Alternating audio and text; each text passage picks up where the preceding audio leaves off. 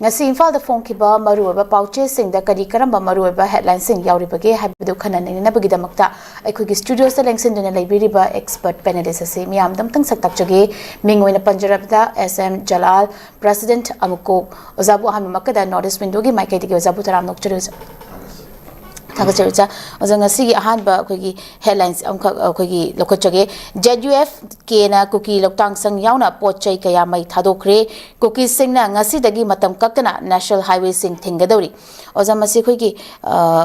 Makanogi Mayuk Kogi Jalal United Front Amadi Nagagi Lamda Kogi Maruina Kogi Lam Kogi Logi Wangwada Lam Kopchinba Drug Lalonba Inkalakliba Naharo Kaya Manghan Takan Basiki Mayukta Kogi Cookie Narco Terrorist Amadi Lalarup Sing Asina Sogotpa Cookie Zo Singna Nagagi Lam Singda Hariba Tabak Singasi Chatai Habagi Mayukta Kogi Ngarang Asi Kogi JUFK Kamso Kogi Kamso Naluchingba Haibatare Kader Singh na Cookie gi Loktang Sang imanga yauna gari amadi pochei kayama mai thaduna manga takhan ki bagi paule roja samatang se kamai thambe yoja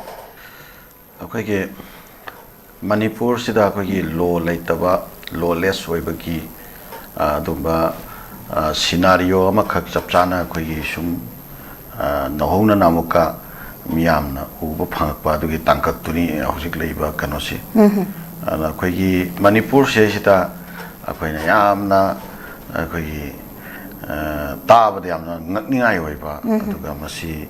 akogi nakal amarom da so akogi tungi future gi damakta khalakan masi afaba kano amadi nattaba sign namadi nattaba akogi future gi oina so yamna phattaba wala moina legadaba pose kai noi kan akoi Manipur sida sigi lamjina naga gi lamni sigi lamjina Cookie gi lamni sigi lamjina inpui gi lamni sigi lamjina du gi lamni haina sumaina lamje mai magi kalu kyo ba mongda mai mapu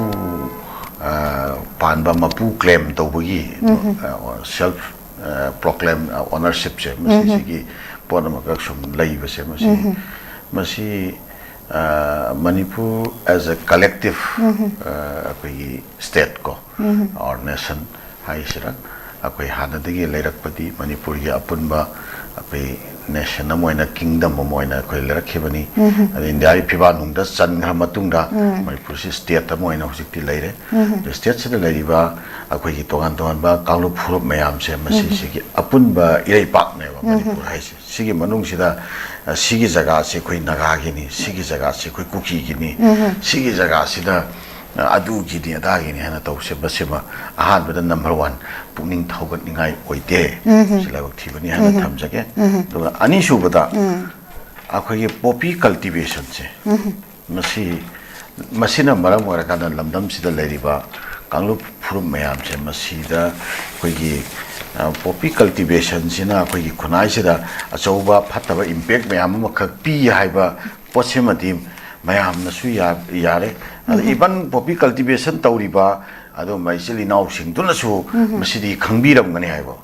de taragadi poppy cultivation se masi akhoi hairi ba khungang sing sigi village chip sing sina daita lauraga poppy cultivation se magi village da masi tawbi yaroi haina masi chapchaba initiative ama lobi ba kari kai ba ke masi yes masi kari gi hojik phawba adum tawdabano poppy cultivation se adum makha chatharaga leibagi maram je kari no poppy cultivation sina maram oira kanda koi state sida akoi tongan ba koi pena da ba nungaina da ba sauna ba koi lamdam sida akoi ecological balance da bu oisanu natraga na koi lamdam sida koi drug ki maintenance bu oisanu natraga economy da choba koi economic irregularities me amo se thieng me am pek pagi bu oisanu poppy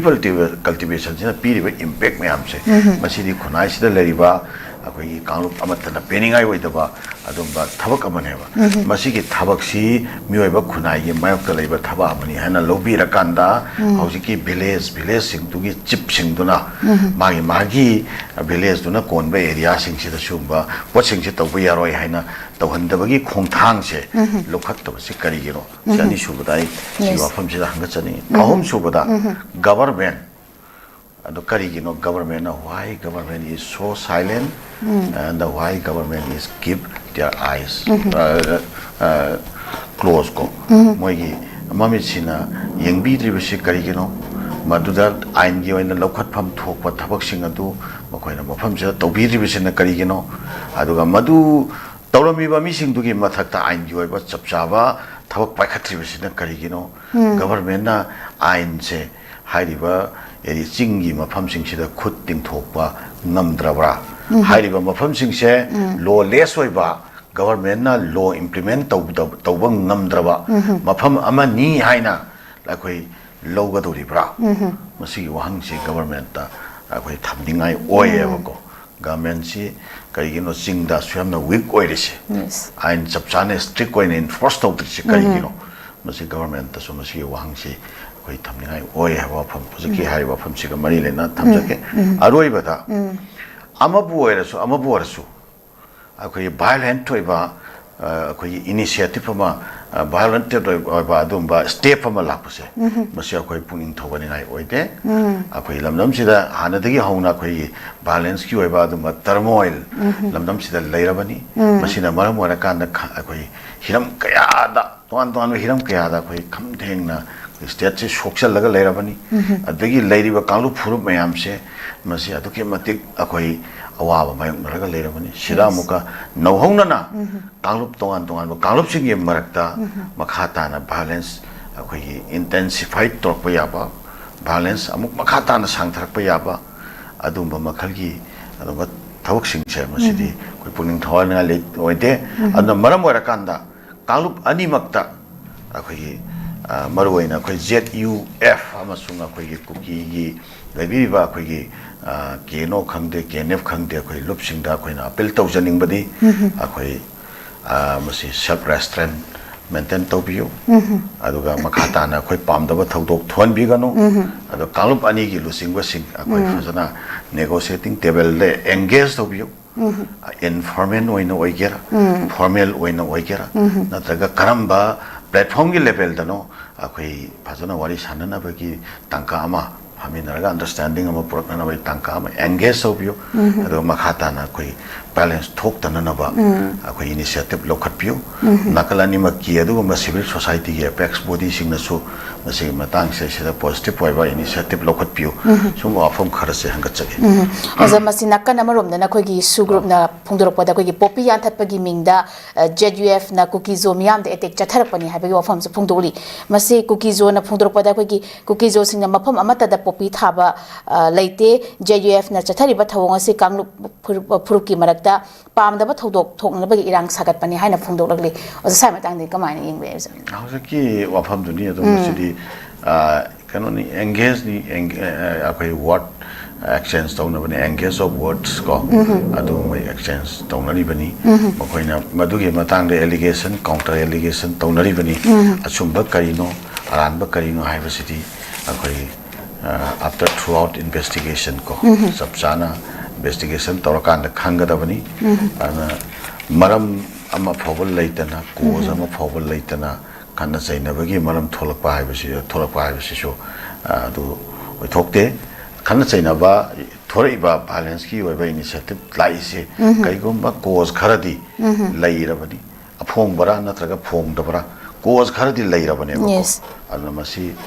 akoi da adumba leite haibasi moigi counter claim amani haibatare clarification haigata clarification amani aduga sumaina poppy cultivation tawi haibasi chu allegation amane ko masi kanana chumimo kanana lalibno haibasi akoi after throughout investigation the sabjana khangadamni akoi na haining bodi amaborsu nakalani makilo singna akoi peacefully akoi fasana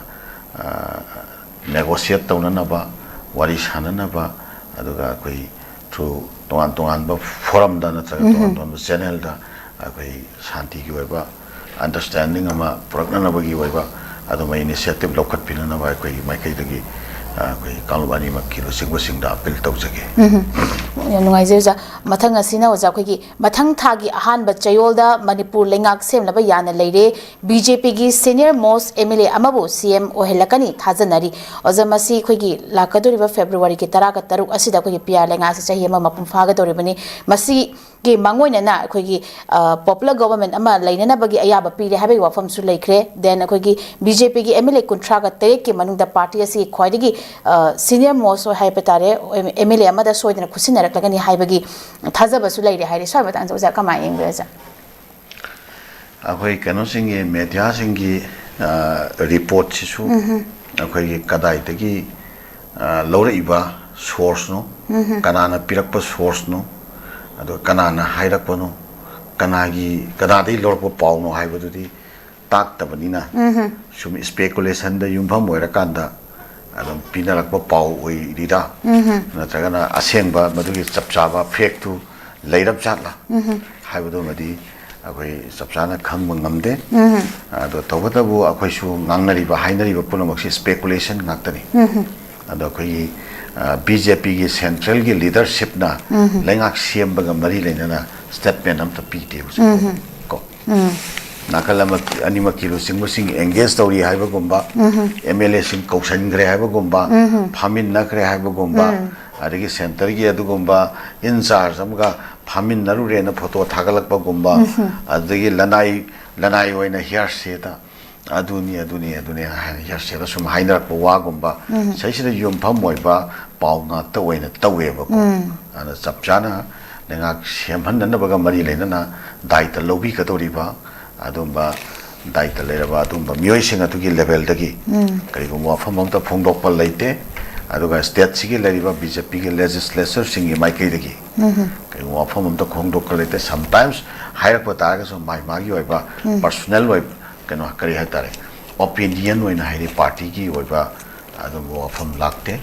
अदुगो अखोई मयामना नाइनरीबसी popular government से PR की अखोई लेंगाक से मसे सही अमा फारकदोरिबा जन फेब्रुवारी की डेट 13 दरा 13 सी फावबदी मयामना नाइनबनी शिप गे मतुंगदती अखोई की असेंबली से डिसॉल्व तौखरगनी अदुगा मपुंग भाबा फुल फ्लेजेड पीआर नमसा लेखरगनी हाइबदनी मपुंग भाबा फुल फ्लेजेड पीआर लाकदोरिब्रा नत्रगना अखोई की बीजेपी की ओइबा अदुगुम्बा अनौबा पॉपुलर गवर्नमेंट अमा लमदम से लाकदोरिब्रा हाइबदुदी अखोई पुनमक मतम खरदा ngaire असेंबा पोतु कोइना उबो फंगदबा हाउसे मक्की ओइनादी ngangnariba hainariba punumaksi speculation da yum pham boy bo phum maktani sumana hangat sake oza mathang asna kogi political solution laitringai da popular government semba yaroi haiduna cc pura ngasi rally chatkadauri oza ngasi ase kogi union home minister amit shah yauna kogi guwahati da kuki mla tara cso leader sing amadi kogi su group ki leader sing oiba kauriba mi famasi gi mayokta political solution se laitringai da government semba se yaroi haibagi ngasi chochampur rally chatkadauri oza sai matang se kamai thambi ja masi yamna laibak thibani haiba tai akoi koki selinau singi mai kaida koina kari haigani namdam sida thokriba balance se ko yam laibak thiba adugumba henning daba adugumba keno amani tangka amani ado masigi marumda thokriba balance gi marumda kana kana lei haibada ko myam loina mak na khan akoi loina mak violence gi chekin mayok na minaraba namjila awaba phangminaraba koi hiram kya da koi si koi awaba mayok na minariba adu ma state sigi miyam ni habse kuki gi leibiri ba cheli naw sing sina wakhal sum khanda daba habse masi yam thina ningba kaingai ni yam thina koi puninda pendaba fawi akoi political gi waiba wafamga popular government sembaga kari mari leina ge amta bunna amta khana se popular government state ama palagadi state sigi oiba government ama leiba tabane aba yes to state sigi oiba government leiba ga makhoi gi oiba political demand duga ani si mari leina hali si maram kari kino the state sida leiri si kuki seli nau singna moi ga leimi nari ba se moi khakta na te state sita to ba kaalo me amam su leimi nari bani moi gi adum ba keno amana maram ora kanda dimal amana maram ora kanda state se lei ba aduga miyam se toan ba kaalo gi miyam se chawa ba phangi bani habse masi jo khanda ba di chumbra na khalle ba ko popular government sembaga political demand political issue ga kari mari lena ke yes ha akhoi tongan ba community singi marakta tongan ba demand ke alai bado akhoi government to popular government to la akanda popular government to na kanu to godam natro tongan engage to godam to deal to godam to amicable solution lama amicable understanding ama namsi leminari ba mayam sigi ba understanding am purak number to godam natro lakriba violence asi political gi waiba adu ba demand duna maram warakanda purak ba violence natteba violence ai bisi akhoi political demand lei jaraga suma legitimate oina ain gi makha da demand adum tawraga leibe yaina yes government ka engage to wi yaina violence ta kedo wi laka doi no ba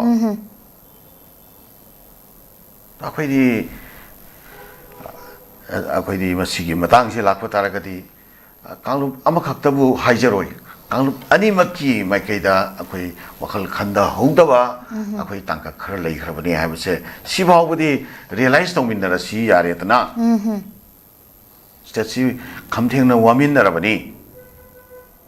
nakhoi na tawriba thabak khara aduna maram morakanda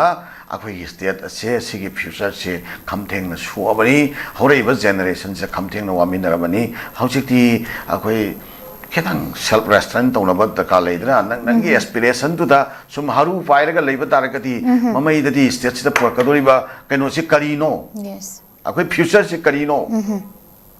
khara hantong na ba yare dana popular government sembaga noi ki demand ka kari mari leina ke noi demand di tawham thokpa proper forum to the demand tum to ya ye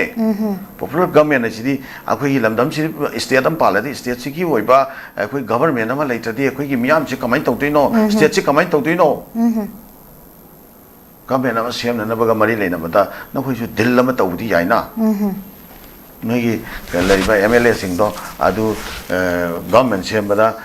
yaw yaro ya na noi thingalaga adu deita noi sana tawriba keno mayam sidi chomna noi ga yanadriba kaulop se masi khaktagi oi ba pham natte noi na tawri sidi state se leriba miyam punamakta effect tawgadaba dumba thabaka mani habse na koi si autang di noi khandaba matam oire na ai kuki se naw sing sumaina appeal tawning madugi hauji ki hari wa pham siga mari lena ba pham ta Mathang sa khoi budget session gi mangoina na pangthokiba political party gi meeting da list of business puthokidre haiba wafam ne yauri khoi gi ngasi dagi hawada parliament budget session gi mangoina haw gadori budget session gi mangoina na khoi gi puthokiba pangthokiba political party gi meeting da list of business gi puthokidre hari wafam se ko za kamaina thanba ya za sannabi oina di akhoi list of akhoi business se masi se akhoi parliament session gi mangwaina no all party gi meeting he kauraga maduda putho thamnaba gi potaba akhoi na so politically akhoi yamna kanna domda engage to mi am na chatraga su akhoi chu masi akhoi lemben am akhoi chu chum mamang da su tajarak pa akhoi na khanjarak pa podam di hoi adu BJP gi lengak se masi sita akhoi na karibu oi thoktaba leibagi karibu oi thokpa leibagi moi tawgen khallati adum tawre tawroen khallati adum toy anamasi anauba nate moina tawgen khanba thabuk tu oidabagi thamgen khanba oidabagi thamdribu oiramani makoida thaidona masigi matangda akoina karigi tawdribano haibadu nainarubada kasu matugi wahan thok leidau mande adum BJP gi oinadi moi tawgen khanbadum tawre tawroen khanbadum tawtre madugi haneri chanarak pachanarak taba kasu leiponte hana leijaramba keno me amama koigi bharat ki adugumba tongan me institution me amama scheme me amama paktak na koigi keno tawre chine mamin thok hongdore sin adagi state से हजिक फाव लेरिबा टर्मोइनसी हजिक फाव सिगी चप चाबा कम अखोई याम concrete ओइबा अदुम्बा कनोमा लोइसनो step Amo हजिक फाव लौखत्रिबसिनि लौखत्रि mummy ताद्रिबसिनि Moin तौगेन खलागदि तौरकनी तौगेन खनो मतमदि यौरक्त्रिबगी तौत्रिबो रमगनी हायना सुमाइना अदुम थमसकी अजा मथांग से कोई बोसेम अमसुंग कोसेम लौगदबा एग्जाम से कुशलक्त्रे हाबा तारे ओजा मसिदा कोई एमएसएफ ना फोंदोरेबा वफम से कोई लाकदोरिबा क्लास 10 अमसुंग 12 की एग्जाम दा कोई अनफेयर मीन्स हाबा तारे कोई एग्जाम हबन द क्वेश्चन लीक ओइबा नत्रगा एग्जाम सेंटर की वा चना कोई वाचत वनोम तौबसे कांगवन जि चुमना तौमिनसी सिगुंबगी कोई कोई सीजन अरोइदबा हाइबा तारे मसी गुंबजे सीजन अदनबा ना चेक्शन वाफम थमलालि जसा मतांसि कमाय थमबे याजा यामना फाजाबा दुगा यामना कोई मथौ ताबा लंदम सिदा कोई स्टेट सिदा क्वालिटी एजुकेशन मेंटेन तौननबगा मरि लेनबा क्वालिटी एजुकेशन फजना पुरगननबगा मरि लेनबा अदुम्बा कैनोमनी खोंथांग अमनी मदुगा मरि लेनना थंबा स्टेटमेंट अमनी हायना थमचके मसिगे मतांग सिदा वफम अमतगा पंजहोगे अखै सिदा एग्जाम सेंटर सिंगसिदा अखैगी खोंबान चेनबगी अदे अनफेयर मीन सिजननदबा अब थौ तौबगी अखै तोंगान तोंगान बा पाउ मयाम अमा हा लई ममांगदसु थोपा अदगी हौजिकसि यामना साथीबा पोट अमना अखैगी स्कूल गी ओजा सिंग फावबदा यावना छात्र सिंगदगी पैसा लौरगा अखै क्वेश्चन अमसुंग आंसर सप्लाई तौरगा तौनबा प्राइवेट स्कूल की ओजा खरसु अखैगी कनो सिंगसिसु अखैगी सेंटर सिंगसे मसी फजना दिल तौरगा अखै आंगांग सिंगसिदा फजना मखैगी आंसर सि फजना सप्लाई तौरगा आंगांग सिंगसि यलगा रिजल्ट फजना नबनी हायनो होनबा सुमबगी पोचिंगसि तसेंगना मसी कना कना तौरबनो हायरगदि एविडेंस सु तुम लई हायबा अदुबु मीडिया की थोंगदा कोई लेरिबे एविडेंस सिंगदुमक्ति अखै शेयर तौनिंगते अखै चपचाबा दुम एविडेंस सु लई कराय कराय दे करी करी थोखि कमाय तौखि एविडेंस लई चपचाना अदु तौनिंगते तौबो तौबो सुमाइन तौनरगदि आंगांग सिंगसि फारखै वादि लेररोयबो आंगांग सिंगसि सही चुप लाइरिक पारगा अदुगी माना खंजबदो एग्जाम दा इरगा मदुगी रिजल्ट लाकदोरी बनी हायना आंगांग सिंगसिदा कमायना मदुगी मेंटालिटी से लाकदोइनो चुमबने सही चुप लाइरिक पारुबगी करी कानब लैगदगे लाइक पाद्रगा जु माने इगदबम खैदो लोइना सोमदगी बैकडोर दगी फंगननबगी खुदोंग चाबदो लाखलागदि अदुना अखोइना कनोदसु देसामदसु तुंगाई एमएसएफ ता तुंगाई अदगी अखोइगी तोंगान तोंगान बा लुप लैरिबा अखोइगी पांगनगिसु कनोगा लैरि अखोइगी आमसो गा लैरि मयामसे अखोइना अपील तौनिंगबदे तै नते सिगुम्बा मयामसे मसी खितंग अखोइ फजना येंगसन बिरगा मसी चपचाना मसिगुम्बा सिंगसे लैहनदनबा मरि लैनबा अखोइगी जेडईओ की नत्रगना अखोइ डायरेक्टोरेट की अदुम्बा नत्रगना लैंगाक की लेवल तो वरसु मसी फजना मरि लेनु सिंग फामिनरगा मसिगुम्बा सिंगसे लैहनदनबा चपचाबा दो कनागुम अदुम्बा सिंगदो लेरंबा तारगसु मदु आइन के मतुंगेना को आइन के मतुंगेना चपचाबा थबक सिंगसे पाइखटनबा मसिगी खुंथांगसे लौखलानी गवर्नमेंट सु ममित मलाई तुमगा लई सुगुम्बा सिंगसे उसन्नदेबा क्या sometimes cannot तौरगसु फाबा पुनबा कैगुम मतमदसु यावखिबा लैखरे अदुरगसु मदु इफेक्टिवली मतुंगदा सुगुम्बा सिंगसे चथरक्तननबगा मरि लेनबा बोर्ड नबो हैरसु नत्रगा जेडईओ की कंसर्न सिंग नबो हैरसु चपचाबा स्टेप पाइखटपगी ममीदी खतन तफाते अदुना मसाई मतंगसे अखोइ छात्रगी लुपसिंग मरुइने एमएसएफ अमदि अते लुपसिंग नमसि खरा हन येंगसलहनिंगबगी अपामबदो आइगोनदा लैजै हाबा फमसि सुमाय थमसके अजमथंग अरोइबसिना अखोइगी चै अखोइगी बैंक की चयोल अमदा नुमित मंगानी थबक सुहल्लु हाइदुना इंडिया पुंबदा लैरिबा बैंक सिना खोंजंग जंक्शन खरेबा हेडलाइंस अमा यावरेजा मसे कोई ngasi इंडिया पुंबगी बैंक थोंगरोनबगी खोंजंग से कोई मणिपुर दसु ngasi ngara makse कोई स्ट्राइक असी सरुक यारी मसे एम्प्लॉई सिंग की डिमांड कोई मरुइबा डिमांड से हाबा तारदि कदी एम्प्लॉई सिंग की नोमदा थेंगनरिबा इशू स्ट्रेस हेल्थ अमदी ꯊꯦꯡꯅꯔꯤꯕ ꯈꯨꯗꯣꯡꯆꯥꯗꯕ ꯈꯔ ꯑꯁꯤ ꯍꯟꯊꯕꯇ ꯅꯠꯇꯅ ꯃꯤꯌꯥꯝꯒꯤ ꯏꯟꯀꯟꯚꯤꯅꯤꯌꯦꯟꯁꯤꯌꯦꯜ ꯈꯔ ꯍꯟꯊꯅꯕꯅꯤ ꯍꯥꯏꯅ UFBUꯒꯤ ꯀꯟꯚꯦꯅꯔꯅ ꯐꯣꯡꯗꯣꯛꯂꯛꯂꯤ ꯑꯣꯖꯥ ꯁ꯭ꯋꯥꯏ ꯃꯇꯥꯡꯁꯤꯗꯤ ꯀꯃꯥꯏꯅ ꯊꯝꯕꯤꯅꯤꯡꯉꯤ ꯑꯣꯖꯥ?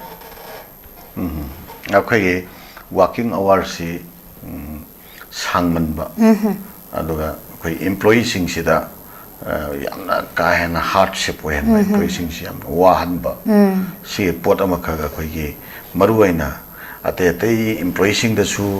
ꯂꯩ ꯑꯗꯨꯒ ꯃꯔꯨꯑꯣꯏꯅ ꯕꯦꯡꯀꯤ ꯏꯝꯄ꯭ꯂꯣꯌꯤꯁꯤꯡꯁꯤ ꯑꯩꯈꯣꯏꯅꯁꯨ ꯁꯨꯝ ꯌꯦꯡꯖꯕꯗ ꯑꯩꯈꯣꯏꯅꯁꯨ ꯁꯨꯝ ꯎꯖꯕꯗ ꯕꯦꯡꯀꯤ ꯏꯝꯄ꯭ꯂꯣꯌꯤꯁꯤꯡꯁꯤ ꯐꯖꯅꯗꯤ ꯀꯣꯂꯨꯗ ꯆꯞꯄꯒ ꯁꯨꯝꯕꯗꯨ ꯃꯉꯥꯏꯔꯦꯍꯦ ꯍꯥꯏꯅꯔꯤꯕꯅꯦꯕꯀꯣ ꯃꯣꯏꯁꯤ ꯐꯖꯅ ꯀꯣꯂꯨꯗ ꯆꯞꯄꯒ ꯁꯨꯝꯕꯒ ꯆꯞ ꯃꯥꯟꯅꯕ ꯊꯥꯛ ꯑꯃꯗ ꯃꯈꯣꯏꯁꯤ ꯁꯥꯔꯚꯤꯁ ꯇꯧꯏ ꯍꯥꯏꯕꯁꯦ ꯃꯁꯤ ꯑꯆꯨꯝꯕꯅꯤ ꯐꯦꯛꯅꯤ ꯑꯩꯈꯣꯏꯅ ꯍꯥꯏꯅ ꯂꯧꯏ ꯑꯩꯈꯣꯏꯅꯁꯨ ꯃꯗꯨꯒꯤ ꯃꯇꯥꯡꯗ ꯍꯥꯟꯅ ꯎꯖꯩ ꯑꯩꯈꯣꯏ ꯃꯇꯝ ꯑꯃꯗ ꯑꯩꯈꯣꯏ ꯐ꯭ꯔꯦꯟꯁ ꯔꯤꯚꯣꯂꯨꯁꯟ ꯒꯥꯏꯅ ꯊꯣꯛꯈ꯭ꯔꯤꯕ ꯑꯗꯒꯤ ꯐ꯭ꯔꯦꯟꯁ ꯀꯝꯃ꯭ꯌꯨꯟ ꯒꯥꯏꯅ ꯂꯩꯈ꯭ꯔꯤꯕꯀꯣ ꯑꯩꯈꯣꯏ ꯋꯥꯔꯀꯤꯡ ꯑꯋꯥꯔꯁꯤ 16 ꯑꯋꯥꯔꯁ ꯑꯣꯏꯔꯝꯕꯗꯒꯤ ꯑꯗꯒꯤ 13 ꯑꯋꯥꯔꯁ ꯍꯦꯛꯇ ꯅꯣꯡꯃꯒꯤ 24 ꯑꯋꯥꯔꯁꯦ ꯇꯨꯝꯕꯒꯤ ꯃꯇꯝꯗꯨ ꯈꯛ ꯈꯥꯏꯗꯣꯛꯑꯒ ꯑꯇꯩꯁꯦ ꯀꯣꯂꯨꯅ ꯆꯞꯄꯒ ꯊꯕꯛ ꯇꯧꯍꯜꯂꯝꯕꯗꯣ ꯃꯗꯨꯗ ꯑꯩꯈꯣꯏꯒꯤ ꯃꯤꯌꯥꯝꯁꯤꯅ ꯃꯇꯝꯗꯨꯗ ꯍꯧꯔꯛꯑꯀꯥꯟꯗ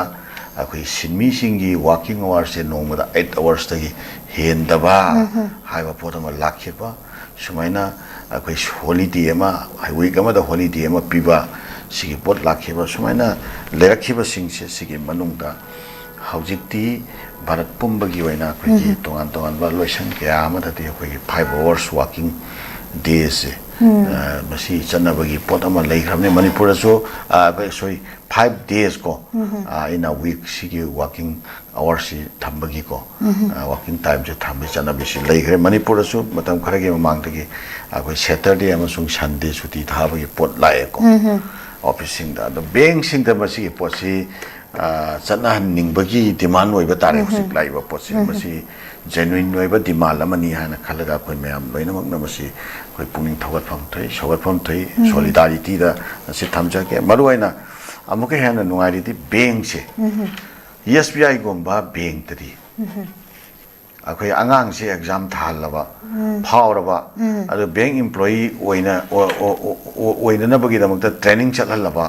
ꯇ꯭ꯔꯦꯅꯤꯡ ꯆꯠꯄꯗ ꯆꯪꯕ ꯄꯩꯁꯥꯁꯤꯡꯗꯣ ꯃꯣꯏꯅ ꯄ꯭ꯔꯣꯚꯥꯏꯗ ꯇꯧꯕꯤꯕꯒꯤ ꯃꯍꯨꯠꯇ ꯑꯉꯥꯡꯁꯤꯡꯗꯨꯅ ꯕꯦꯡꯛꯇꯨꯗꯒꯤ ꯑꯃꯨꯛ ꯂꯣꯟ ꯂꯧꯍꯜꯂꯕ ꯑꯗꯨꯒ ꯂꯣꯟꯗꯨꯒꯤ ꯄꯩꯁꯥꯗꯨꯅ ꯃꯥꯕꯨ ꯇ꯭ꯔꯦꯅꯤꯡ ꯆꯠꯍꯟꯕꯤꯔꯕ ꯑꯗꯨꯒ ꯑꯉꯥꯡꯁꯤꯡꯗꯨ ꯂꯥꯛꯑꯒ ꯁꯥꯔꯚꯤꯁ ꯇꯧꯍꯜꯂꯕ ꯁꯥꯔꯚꯤꯁ ꯇꯧꯍꯜꯂꯒ ꯑꯗꯨꯗꯒꯤ ꯃꯥꯒꯤ ꯉꯁꯥꯏꯒꯤ ꯃꯥꯅ ꯇ꯭ꯔꯦꯅꯤꯡ ꯆꯠꯂꯨꯕꯗ ꯆꯪꯈꯤꯕ ꯄꯩꯁꯥꯁꯤꯡꯗꯨꯒꯤ ꯂꯧꯕ ꯂꯣꯟꯗꯣ ꯃꯗꯨꯒꯤꯗꯨ ꯆꯍꯤ 3 ꯑꯃ 4 ꯑꯃ मधुगी पैसादु रिकवरी लोइद्री फावबा बेंक थादोकपा यादे बेंकदुदगी माई थाबक तौगदमनि थादोकपा यादे हाइबगी मागी कनु अंडरटेकिंग सु लौसन बिबा सुमाय तौबा मखलगी द काइंड ऑफ सिस्टम अमा चथरीने मसिदि बॉन्डेड लेबर सिस्टम तो नत्रो कोइना बॉन्डेड लेबर सिस्टम हाइदना कोइना नैनाग्रिबा कोइना खंग्रिबदुगा सि सिस्टम से करी खेनब लेबगे अन सिगुमा मखलगी सिस्टम सिंगसे एनी एम्प्लॉयर सिंगना अनागोंबा अखोई केनो अमदा एम्प्लॉई अमदा तोरम तारगति मदो आइन की मतुंगिना मखोई मथक थौ पाइखत याबसु सोइदन लेरमगनि सब्जेक्ट टू करेक्शन अदा आई आइन की expert Aman नत्रगसु I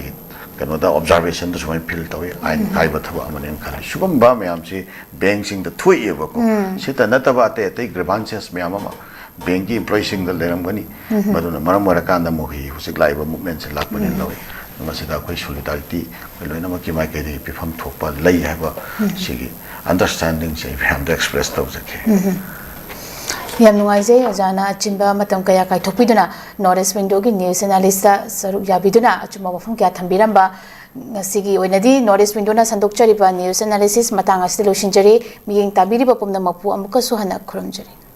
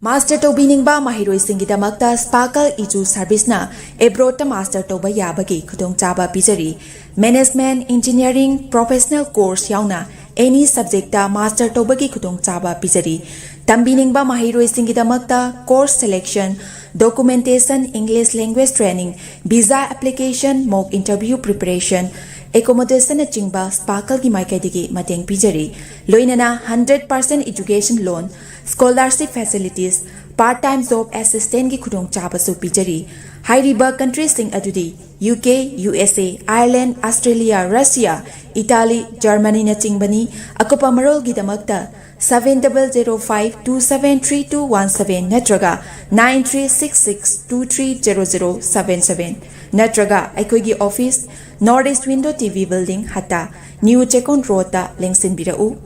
Hakchang phana thamge hairabadi iramda masimakta da leiba khwaidagi pharaba hospital singi manungda ama oiriba Babina Hospital leijari mafam asida thajaba yaraba amadi sel yamna changdana specialty kun henbada ana layeng bagi khudong chaba pizari pediatrics cardiology cosmetic surgery amadi specialty makal makha kayada aikhoigi specialist singna marik chumna thawai hakchang yauna layeng jari aduna state wangmada amu kari gi chatlugani aikhoigi manipur da su hogikti awangba thaki healthcare fanglabada matam mangan biraganu sel hena tingan biraganu aikhoigi specialist singdagi malemgi apaba thaki layeng patapta yumpham oiba service lobiyu Babina Hospital where hope meets compassion akupa marol gidamak Babina Hospital Sajiwa Jail Road Khabai Imphal East lengsin birau natraga aikhoigi phone number 6909390666 ta call tawbirau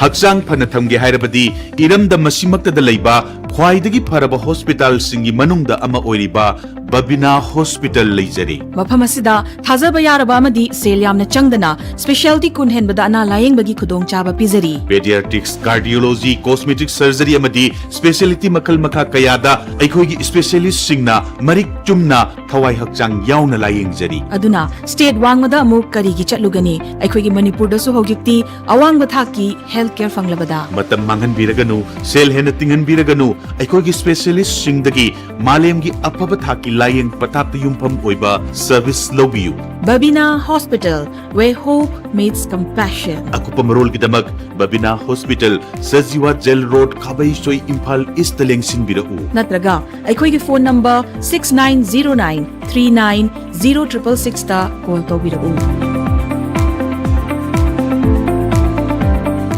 Hakchang phana